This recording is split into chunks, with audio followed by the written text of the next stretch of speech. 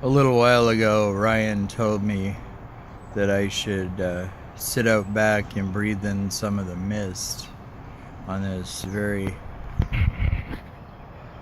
Lovecrafty southern New England kind of day. You know, there are always a few tremors before every earthquake, and I think in light of history at this particular moment, we didn't sense them. And now we're in the middle of a quake, a big one.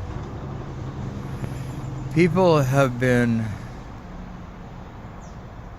left starving for so long, physically, intellectually, spiritually, that they don't really have a sense of hunger, but the realization of its after effects. You know, I had this one hippie woman a long time ago say to me proudly, "My kids are survivors." And I'm like, children shouldn't be made to feel they have to survive anything in this life, you know, except the love of their parents, which sometimes can be a bit overbearing. You know, we live in a world where the kids coming down the pike now are left without a lot of hope. Those things that, you know, I had when I came of age, that promise of anything is possible, that dragon chasing pipe dream, the American dream, was alive. It was something to reach for. But somewhere in the process of it all, people in their hedonism and their materialism got lost in the meaning of having everything that you need. You know, if some great moonbeam came out of the sky right now and wiped out every bit of technology, we would be left to talk to each other. And I think with the diminishment of direct communication in this world, we have lost something very great. People don't really talk to each other. You know, they yell at each other, or they passively aggressive close their ears and stomp on the furniture. And these are not obviously healthy things. You know, in my conversation with Ryan yesterday, after listening to Chris Hedges, who I can relate to very much because, as many people know, I've traveled a lot in this world. I've been outside the country a lot, and it changed my perspective about a lot of things. Back in my childhood, I was absolutely the child of a cold warrior, ideologically anti-fascist and anti-communist. You know, I was also a Republican until I was in my mid-20s. But those things don't have the meaning that they used to. You have corporatists advertising themselves as liberals. You have conservatives masquerading themselves as Wall Street stockbrokers and bankers who everybody knows I have a particular loathing for, because they capitalize on the misery and the suffering of others. It's no longer about providing hope and a loan. The bottom line is this: they'd like it when people can't pay them back because they end up being in the hole more with them, which means greater control. This is one of a litany of reasons that I absolutely hate bankers. And people say, "Oh, you don't mean that, there's some good..." Look, to be a billionaire in this world, you've got to be evil, and to be a banker, you have got to be evil. That's it. It's pretty polarized, cut and dry with me. But, my purpose in life is to inspire and assist with healing through art. And art isn't what it used to be. I know that to some people it's like a cliche for many things, but it's true. Artists like to eat, and never was the system in a better position to get people in the arts to compromise their integrity as well as their spirituality in producing stuff that is utter mindless shit. We have one party that attacks intellectuals and liberals and weaves in little hateful remarks that are really centrist language for bigotry. And on the other side, you have a nanny state party that wants to control everything, language and the way we think, to curb expression with their political correctness. People don't see it, but all of these forces are just trying to put chains on us and throw us into the cages of control. I can't, with any degree of integrity, identify with either of the major political parties in the country. I hold the other ones highly insuspect because a lot of them still haven't cleansed themselves of the vestiges of corporatist ideas. I mean, how can you? You've got Madison Avenue through the media lying to you at least 50 times a day. And that was actually a study done by a conservative think tank. One of the two parties that's in the pockets of the corporatist. And people hear me using that term and they're like, oh, these are just rich guys. Oh, no. These are slave masters, these corporatists. They want us to be born in their hospitals. They want us to take their drugs and their tainted food and go to their substandard schools where, in an Orwellian sense, education does not mean education.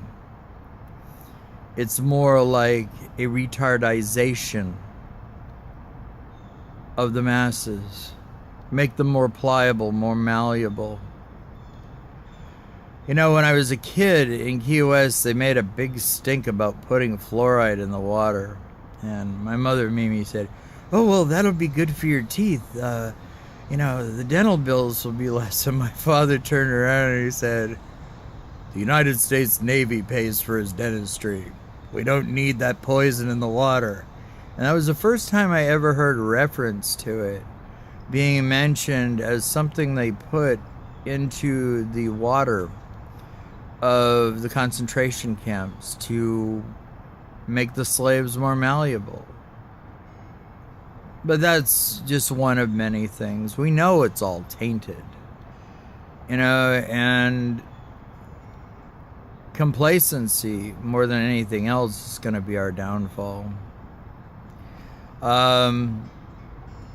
It's been a gradual progression, and I, alluding back to what Chris Hedges was saying about living outside of the country, I've noticed every time I have come back from extended trips abroad that the country changes.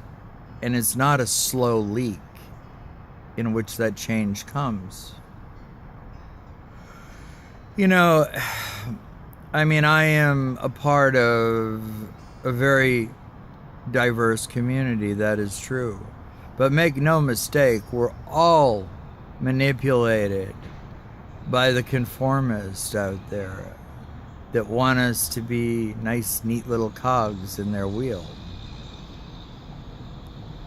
I'm winding down, even in the most optimistic sense, as long as I stay healthy. I'm definitely in the last third, if not quarter, of my life. And I wanted to see more than what I see for the world. And it's not about my wants. But with that said, basic needs of the people are no longer being covered. We operate from a different position when it comes to people talking about the 1% of wealth holders. But there's so much out there that's put out there to take our mind off of it. The fact is that most of the world's wealth is in the hands of 1 to maybe 5% of the people in this world.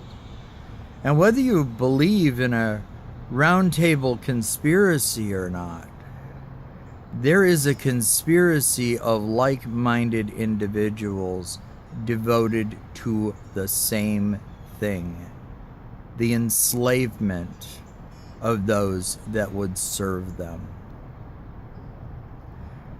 You know, we've got to stop kidding ourselves, and I include myself in that. I have a moment of weakness where I go, oh, you know, maybe with all that money he just made in the market today, he's going to go out to a soup kitchen and, you know, bring them food, or better yet, stay there and hang out, you know, and help people out.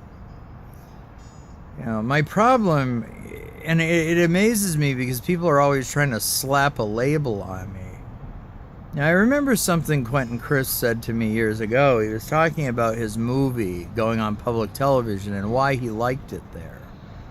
He said because if it had gone to the theaters, the only people that would have come to see it would have been homosexuals and the liberals that wanted to be seen going into the theater.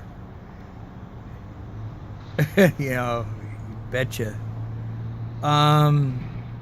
You know, and as a friend of mine in Massachusetts, she and I were talking, and, you know, she's part of that whole circle of Harvard intelligentsia, and she said, yeah, you know, they'll go out and, you know, take care of people for a week out of the year and, you know, kind of put it back to back with their luxury vacation. And then they come back to their lives and it's all over. But, and Chris Hedges pointed this out, you know, for example, in Massachusetts, yeah, they'd go down to Central America. But when it came to helping the inner city ghetto, where I lived, incidentally, helping people, they wouldn't go. And a lot of them are all for, you know, equality and everything else. But you let a family that's a little overdone by the sun move into their neighborhoods, and all of a sudden they're alerting the neighborhood watch. The hypocrisy on both sides is pretty bad. And sometimes the covert stuff of liberal elitists is far more damaging. You know, because what happens with younger people is they see the veneer of the lie slipping down. And then it exposes people that they love very much as lacking the integrity of their spoken conviction. There's, you know, little doubt that these corporations have taken over both of the main political parties in our country. But again, this is bait and switch of the ruling elite, getting us divided against each other over race, over gender, over ideology, over education or lack of education, just to hide the fact that what it's really about is the have-mores and the have-nots, and the have-mores not wanting the have-nots to have anything. So then it goes from the have-mores to the have-nothings. That is the way for ultimate control. You control the oil, you control the food, you control the water, you control the air, you control the masses. And I don't want to seem like I'm talking down to people. You know, I'm not going to apologize for my upbringing, my education, my self-education. the way that I use words. You know, this is me. I deserve acceptance the way that everyone else does. The way we compartmentalize people these days. You know, you're gay, you're African American, you're Latino, you're conservative, you're liberal, you're all of this. We're all fucking human beings, okay? And that's where every argument should begin. Every argument. You know, it's like when I've been introduced in the past in my life as a gay activist, I correct whoever is making the introduction, and I say, I am a human rights activist that happens to be a very proud gay man. We're all in this together. And part of the greater problem in this world is we've allowed ourselves to be so manipulated by the media that we don't see the common humanity in all of us. I mean, granted, you know, I'm painting a very sad picture here. And unfortunately, it's one that's true to life. I can't make, you know, the impressionist flourishes and hues on it. It is what it is. A dark, misty day that's turning into a storm. You know, I hear some of my contemporaries saying, oh, well, I won't live to see it. They say it with kind of hope. No, I want to be here to see it and to share, to joyfully share, not at the events, but in the participation of the suffering of